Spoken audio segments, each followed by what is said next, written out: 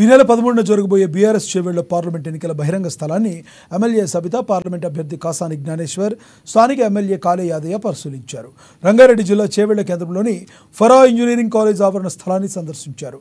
10 ఏళ్ల పరిపాలనలో చేసిన అనేక అభివృద్ధి పథకాలు, కార్యక్రమాలను చూసి ప్రజలు పార్లమెంట్ ఎన్నికల్లో కాసాని జ్ఞానేశ్వర్ను గెలిపించాలని వారు పేర్కొన్నారు. ఈ సభకు లక్షలాది మందిగా జనాలు, కార్యకర్తలు తరలి రావాలని వారు పిలుపునిచ్చారు.